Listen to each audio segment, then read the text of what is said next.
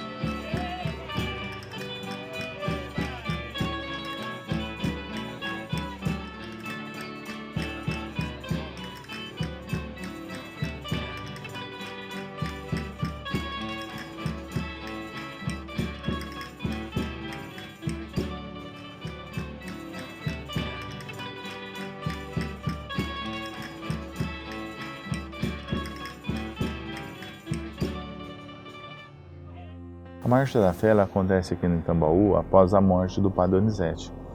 As pessoas começaram a vir no dia do seu falecimento. E aí nós temos uma concentração grande de pessoas que vêm até a nossa cidade.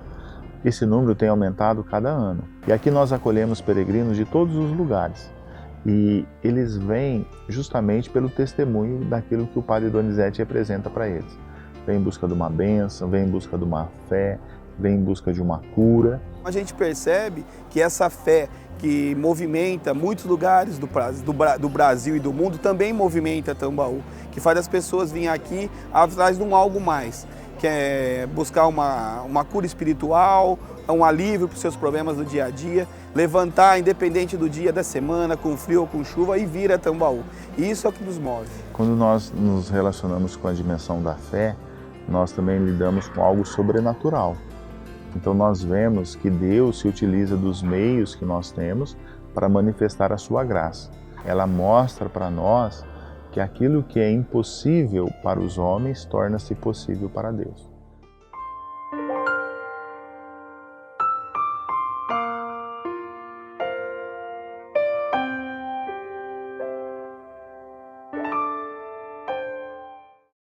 Padre Donizete, desde a sua juventude, ele se dedicou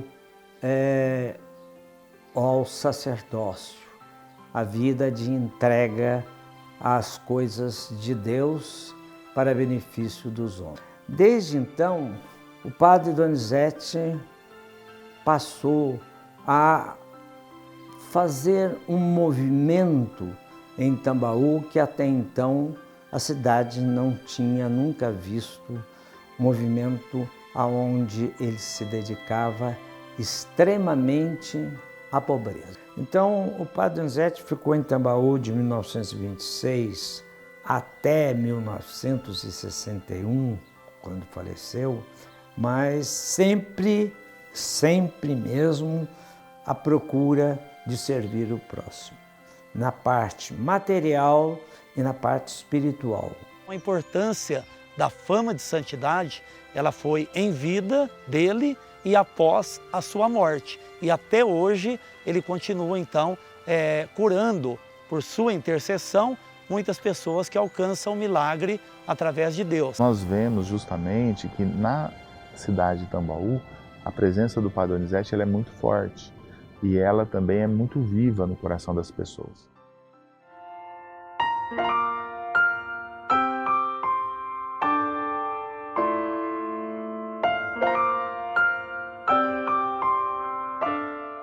Atrás do mausoléu do padre, aqui no cemitério municipal, então tem um veleiro. Nessas velas, elas têm uma água de cera, né, que é própria da vela, e essa água fica nesse veleiro. Então as pessoas, com toda a fé que elas possuem, né, elas passam essa água na parte do corpo que ela está com algum problema de saúde. E outras pessoas até consomem, bebem essa água. Ela não é própria para isso, porque não é uma água potável, né? É uma água de cera das velas. Mas a fé das pessoas é inexplicável, né? Elas acreditam que aquilo irão curá-las e depois a gente ouve os depoimentos e realmente elas alcançam essa bênção, essa graça. E você pega as pessoas de 30, 40 anos que não conheceu o Padre Donizete, mas vem aqui devido àquela fé que os avós, os bisavós, os pais tinham nele, daquele lance de colocar o copo de água em cima, em cima da mesa, ao lado do rádio, para ouvir a bênção do padre e passar para as pessoas.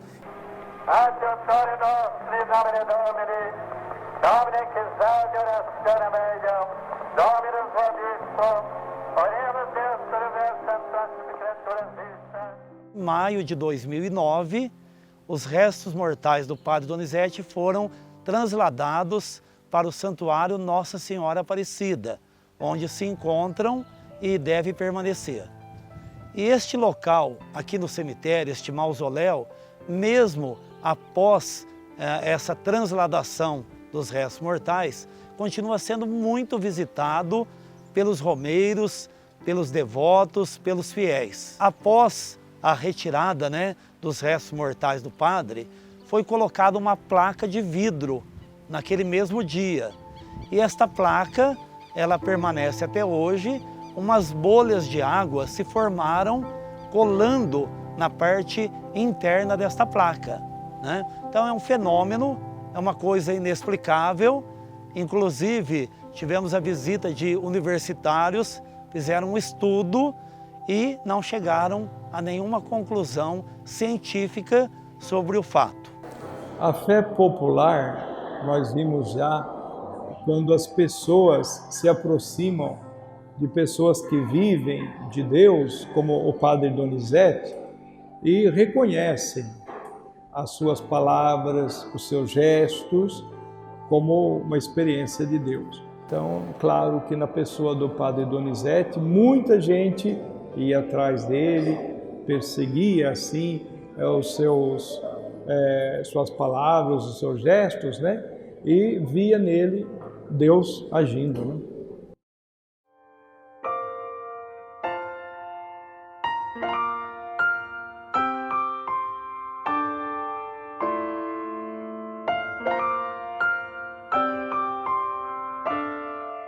Em 1929, o Padre Donizete fez uma ampla reforma aqui na Matriz e essa reforma foi total.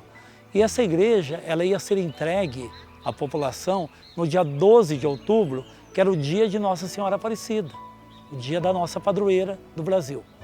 No dia 11, do dia 11 para o dia 12, um curto-circuito provocou um incêndio na Matriz. E a igreja foi totalmente queimada.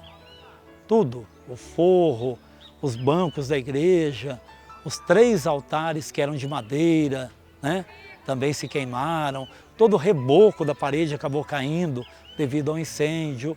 A cidade não tinha recurso nenhum para apagar aquele fogo, então consumiu a igreja toda.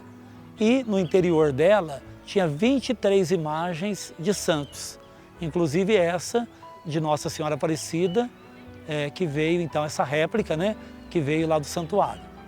22 imagens foram reduzidas a cinzas. E o padre Donizete foi comunicado do incêndio. Chegando aqui, ele ficou na porta da igreja, vendo que nada mais se podia fazer. O padre levantou a batina, pegou um bambu que estava num canteiro aqui da praça e entrou dentro da igreja.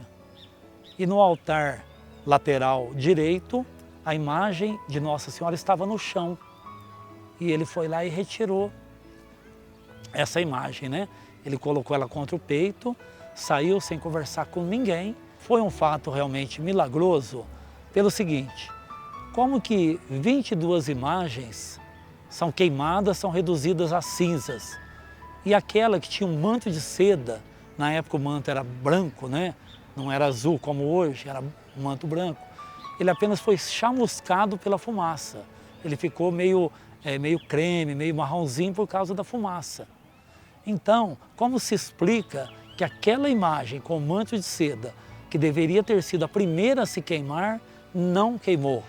E ele retirou essa imagem, né? Porque ele era devoto de Nossa Senhora Aparecida. Venha a nós o vosso reino, seja feita a vossa vontade, assim na terra como no céu. O pão nosso de cada dia nos dai hoje, perdoai as nossas ofensas, assim como nós perdoamos a quem nos tem ofendido, e não nos deixeis cair em tentação, mas livrai-nos do mal. A minha mãe sempre me falava, desde pequena, né, do fato ocorrido na casa dela, que era da minha avó. Na época de 1954, por volta dessa época, mais ou menos, vinham muitos caminhões de pau de arara para Tambaú, procurar o padre Donizete para receber a bênção, o milagre, porque todos já consideravam o padre muito santo. E as pessoas que vinham em busca de milagre eram pessoas bem carentes, tá? Então elas chegaram ao padre, receberam a bênção na parte da manhã, e um senhor, vindo de Minas, ele se localizou até o padre Donizete e falou: padre, as crianças estão com fome, onde que nós vamos comer? Nós estamos com fome. O padre Donizete sabia da bondade do coração da minha avó e disse para esse senhor se localizar nas costas da igreja, que tinha uma casa de uma senhora chamada Angelina, que ela iria dar comida às crianças. A minha avó nem pensou duas vezes, falou: olha, eu tenho pouca comida, a comida que eu fiz foi para minha família, para almoçar no domingo, mas eu posso servir as crianças e os idosos. Foram entrando 3 crianças, foram entrando outras pessoas do mesmo pau de arara, foram entrando todos os idosos, minha avó foi dando comida para todo o caminhão. Na época vinha 25, 30 pessoas em cada caminhão pau de arara. E por último, né, que chegou para almoçar, foi o senhor que era motorista, caminhoneiro, né, e sentou para almoçar, e minha avó falou: nossa, meu marido está próximo a chegar para o almoço, será que vai ter comida para ele?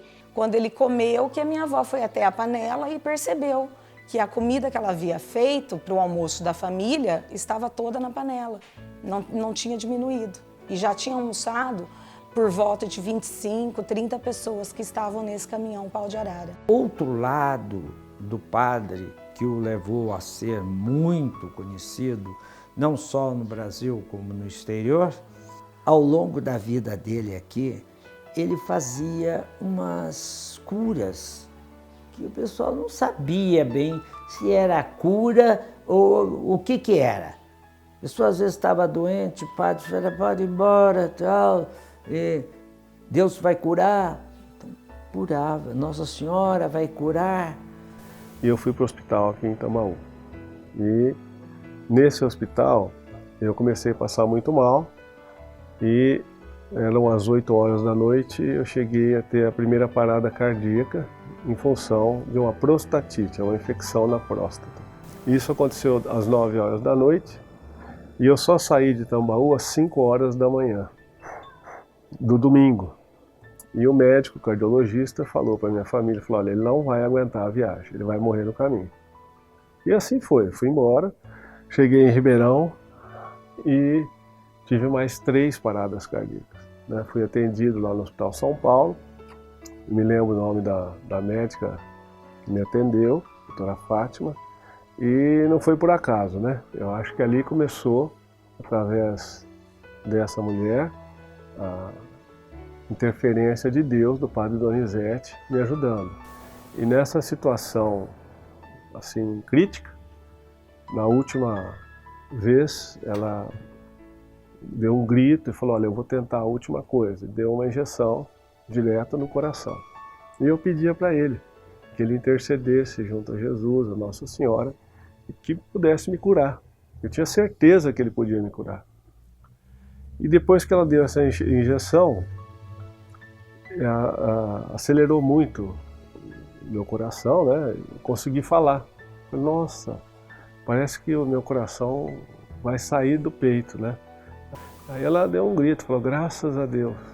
Aí pegou no meu rosto, com as duas mãos, e disse para mim, o senhor acredita em Deus? Eu falei, eu acredito. Ela falou, o senhor está vivo por um milagre. Eu falei, eu sei, do Padre Donizete. Eu tenho certeza que eu recebi esse milagre dele.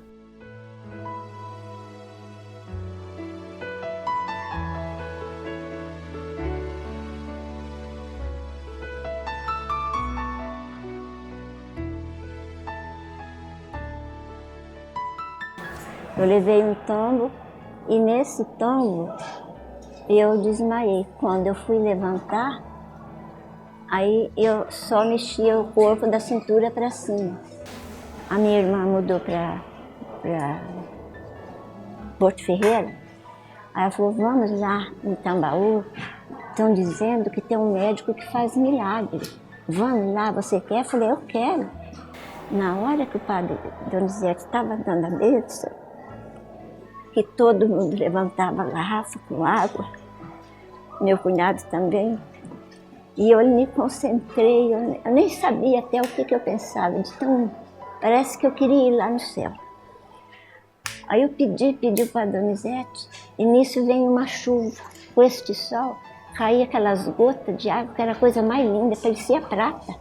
Ele na janela ali dando a bênção, e aquela chuva, aí minha irmã preocupou, porque fomos para casa, toda molhada, daqui até Porto Ferreira.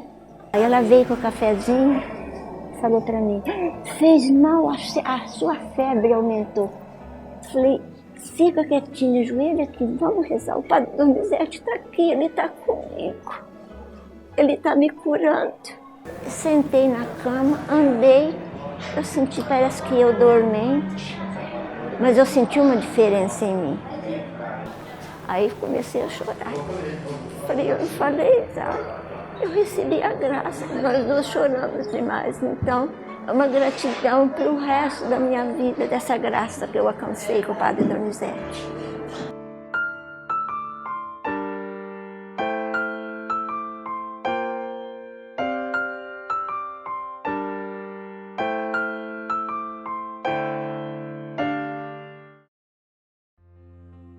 Na igreja, quando nós temos o reconhecimento de um santo, tudo isso começa com um processo, o chamado processo de beatificação.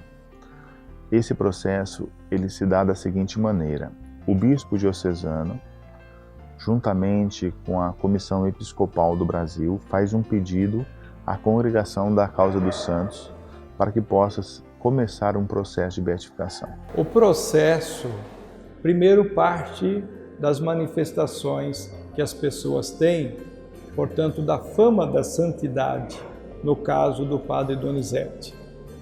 Considerado isso, a Igreja se move com um tribunal, com as pessoas todas compondo um questionamento, né, um levantamento dos dados, para que os testemunhos sejam expressos. Depois desse processo, o que acontece? Acontece que a igreja vai emitir o segundo decreto.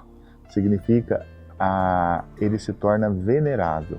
As virtudes heróicas dele podem ser imitadas por todas as pessoas. Depois que ele é venerável, a igreja trabalha um milagre para que ele possa ser beatificado. O próximo passo é da beatificação. Exige um milagre. Este milagre já foi aprovado. Em março eu estive lá no Vaticano para agradecer o Papa, a Sagrada Congregação, e eles já me noticiaram que os 7 médicos confirmaram o milagre. E agora esperamos só os teólogos e os cardeais e o Papa que confirma para a gente marcar a data da festa da beatificação em Tambaú. A beatificação é um momento muito forte quando aquele candidato ele começa a ser venerado, a ser cultuado dentro da igreja como um beato, não é? Depois que ele é beatificado, a igreja trabalha um outro milagre para que ele possa ser canonizado e possa ser declarado como santo por toda a nossa igreja.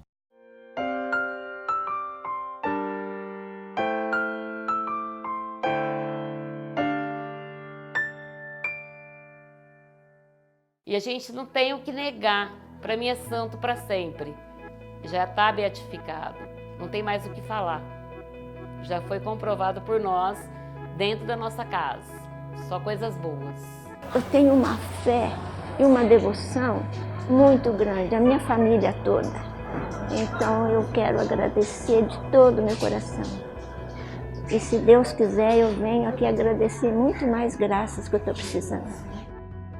Sabe, para mim, ele já é santo, né? Então esse reconhecimento da igreja é um mero protocolo, com todo o respeito, né? Mas para mim, e para muitas pessoas aqui de Tambaú, eu tenho certeza, ele já é santo. Muitas coisas que a gente viu e que a gente vê ainda nos dias de hoje comprovam isso que eu estou falando para você.